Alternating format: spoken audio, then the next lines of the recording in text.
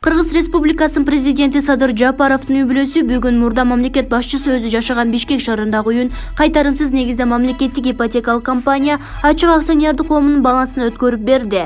Садыр Жапаров өткөрүп жаткан турак жайдын документтерин жеке өзү тапшырып жана мамлекеттик ипотекалык компания ачык акционердик коомунун башкармалыгынын төрайымы Аида Төлөгөновага аталган кыймылсыз мүлктү көрсөтүп берди. Президенттин айтымында бул үйдү үй-бүлөсү менен 2005-жылы эле сатып алышкан. Кийинчерээк 2010-жылдары башка жакка көчүп кетишип, үй ошол убактан бери бала бакча катары иштелип келген. Садыр Жапаров жаңы ипотекалык программа ишке киргенин, анын аркасында бюджеттик тармактын кызматкерлерине даяр турак жайды сатып алууга насыя жылына 4% чен менен берилерин эске салды. Учурда мамлекеттик ипотекалык компания ачык акционердик коому банктар аркылуу иш алып барарын эске алганда, программа катышуучусу сатып алып жаткан кыймылсыз мүлктүн наркынын 10%дан кем эмесин төлөш керек деген шарты бар. Келечекте баштапкы төлөмү жок жана ижарага алган турак жайды кийинчерээк сатып алууну караган механизмдер киргизилет. Программаны ишке ашырууну каржылоо жана акыркы пайыздык ченин төмөндөтүү максатында мамлекеттик ипотекалык компанияны 5 миллиард сомдон ашуун суммага капиталдаштыруу жүрдү. Муну менен биз колунда бар мүмкүнчүлүгү болгон кыргызстандыктарды колдоого, чындап муктаж болгондорго жардам берүүгө чакыргыбыз келди. Көп адамдар үй сатып алуу үчүн чет өлкөгө иштегени, кетип жатканы баарына маалым. Ошондуктан шарттарды жеңилдетип, бардык жарандар үчүн иштегенине карабастан, жеткиликтүү кылуу максатында ипотекалык насыя берүү программасын өзгөртүү чечими кабыл алынды деп белгиледи Садыр Жапаров. Булак Назар Ньюс KG. Эл чындыкты билсин.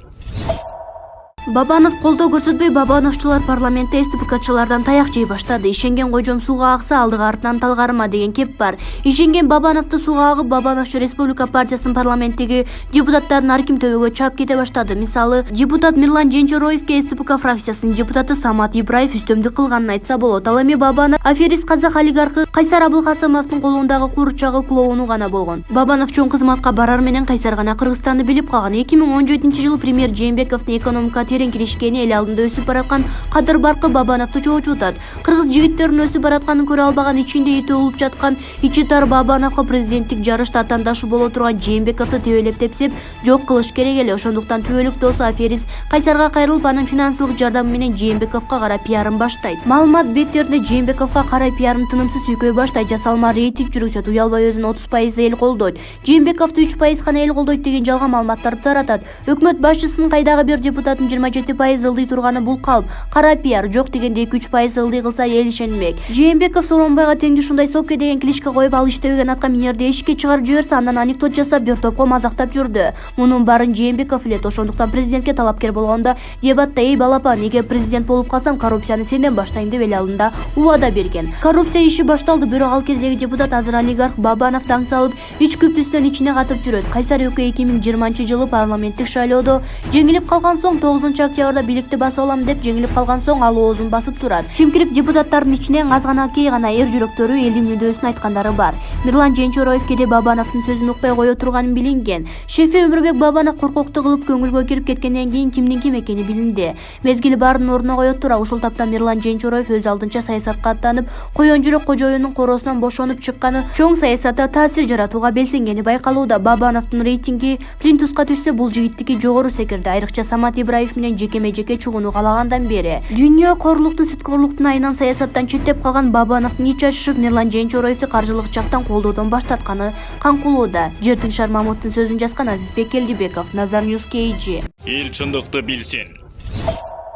Камчыбек Ташиевдин таасири саясаттагы салмагы чынында канчалык? Камчыбек Ташиев же ал көздөй ишенген бирөө спикер болуп шайланса, парламент бийликтин экинчи председателине айланат. Атамекен партиясынын лидери Өмүрбек Текебаев жакында Камчыбек Ташиев жеке инсан эмес, коомдук институт катары бийликти тең салмакташтырып, оздуктоочу фактор түрүндө кызмат өтөй тургандыгын билдирди. Анын ою боюнча Ташиев депутаттыкка талапкерлигин коюп, анын партиясы парламентте көпчүлүк мандат алганга жетишип, спикер болуп шайланса, бийликтин тең салмактуулугун камсыз кыла алат. Өмүрбек Черкешевич азыркы баш мыйзамды өз билдирүүсүндө бийликтин тең салмактуулугун камсыз кыла албайт деп сындап келип, кайра мындай жыйынтык чыгаргандыгы бир караганда парадокстой көрүнгөнү менен чоң тажрыйбага, саясий интуицияга негизделген терең ой жатат. Эгерде босоголук чектен 5-6 партия өтүп, экинчи, үчүнчүсү же төртүнчүсү коалиция түзүп, биринин өкүлү жогорку кеңешке төрага болуп шайланса, анын мамлекет башчысына тең ата боло албастыгын турган иш. Анткени 1-ноябрда шайлана турган парламенттин ыйгарымы мурдагыларга салыштырганда кескин кыскарган, чектелген. Ал министрлер кабинетинин мүчөлөрү орунбасарларын кабинетке кирбеген күч органдарынын жетекчилерин дайындаганга макулдук бергенден башка эч нерсе чече тышкы саясатты кийлигише албайт. Экинчиден, коалицияга канчалык көп фракция кирсе аны алдап соолап букка келтирип туруп, ага көнбөсө таркатып жаңысын түзөө ошончолук оңой болот. Аны мурдагы парламенттердин тарыхынан көргөнбүз. Ал эми Ата журт партиясы көпчүлүк добуш алып, Камчыбек Ташиев же ал көздөй ишенген бирөө спикер болуп шайланса, парламент бийликтин экинчи цитателине айланат. Президент Садыр Жапаров каалайбы, каалабайбы колдоочулары көп. Харизмасы чоң досу ал жерде турганда аны менен сөзсүз эсептешпей койбойт. Өмүрбек Текебаев мына ушуларды эске алып, Камчыбек Ташиев жеке адам катары эмес, институт катары бийликтин тең салмакташтырып туруучу күчкө айланат деп айткандыгы ал институт парламенттин спикерлиги экендигини кимге деле болсо түшүнүктүү болуп турат. Алдыдагы шайлоодо Ата журттун босоголук чектен ишенимдүү өткөнгө мүмкүнчүлүгү жетишет. Азыр анын мартабасы артып, зоболосу көтөрүлүп, итти чөп жеп турган убак. Кеп канча пайызды багынтарында гана, бирок партиясы жеңишке жетишкен күндө деле Камчыбек Кыдыршаевичтин спикер болуусу келеби же кустурма компаниясынын башчысы бойдон эле калгандагы туура көрөбү. Ал спикерликке барышы да калбашы да мүмкүн, бирок маселе анда эмес. Маселе Камчыбек Кыдыршаевичтин өтө чоң таасирдүү саясий фигурага айланып, өз кадыры үчүн күчү менен бир партиянын парламентке сүйрөп өткөрүп, де-факто серкиге айланган парламентти текиге айландырып жибергидей салмагында таасиринде болуп турат. Ал аны ыгы чеги менен пайдаланса деген каалообузду гана айткыбыз келет. Булак майдан KG кезити. Эл чындыкты билсин. Ушулардын кайрадан парламенттик шайлоого катышам деген уккан ар бир нормальный адамдын заманасы тарып ачуусу келет болуш керек. Булар деген алда качан жайыттан жеп бүтүргөн, элге өтө жек көрүнүп калган зыянкечтер. Биринчи Атамбаев жаратылышынан акылы кем адам экени белгилүү.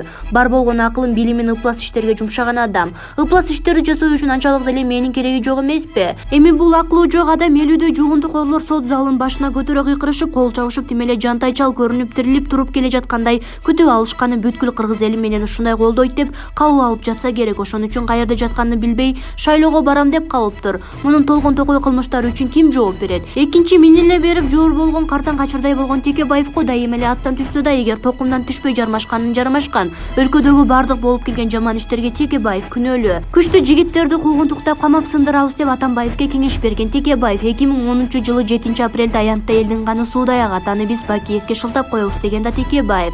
Партиялык шайлоону бизнеске айлантам деп өлкөдө коррупцияны гүлдөткөн ушул Текебаев өткөндө жаңы бузукулугун айтып чыкпадыбы?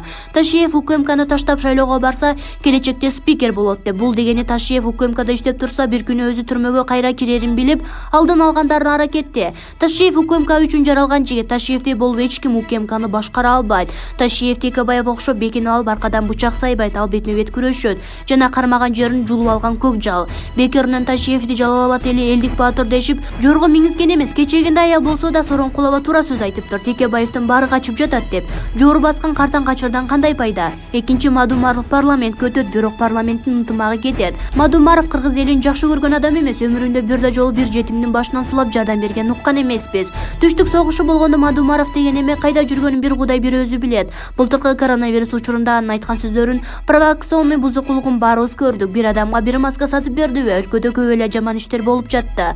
Бирок бир да жерде Мадумаровду көрбөйсүң. Алыс барбай эле кечеки Баткен согушунда Мадумаров кумга башын тыгып жатып алды. Мадумаров ар дайым шайлоого малында тирилет. Шайлоо мезгилинде мындан өткөн элдик адам жок. Ар жерге барып жолугушларды кылып, шайлоо өткөндөн кийин кандай шайлоо болбосун тааныбаймын, макул эмесмин деп күн сайын чыгып элди тажатат.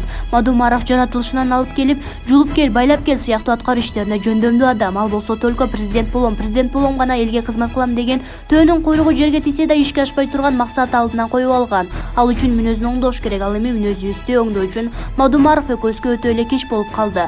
4-чү Шыкмаматов жөнүндө сөз кыска. 2010-жылы банктагы ячейкадагы акчалар тонолгонун баарыбыз билебиз. Мына бүгүн ошол акчаларды Бакиевдер алып чыгып кетпегени, ал акчалар үчүн убактылуу өкмөттүн шакалдары жооп бериш керек экени ачыкка чыгып жатат. Шыкмаматов нарындан түндөп алып качып кеткен бир сумка акча дал ошол банктагы акчалардын бир бөлүгү экени жиндилерге деле белгилүү. Бул адамды эмнегедир президентибиз канатына калкалап, кааласа кызмат берип, берген кызматты эптей албай калганда, бар парламентке депутат бол деп жол ачып берип жатканын түшүнүп болбойт. Бир да инвестор алып келе алган жок. Таштаган кызматында 6 ай олтуруп, бир сумка акчаны ордуна коюп койсун, андан соң 4 тарабы кылыла. Мага десе Африкага элчи болуп кетип калсын, ушуларды парламентке шайлап алып 30 жыл куруп келген шоорубузду дагы өз колубуз менен курутабызбы деп Шауу Мырза Бөрөкулов өзүнүн Facebook баракчасына жазды.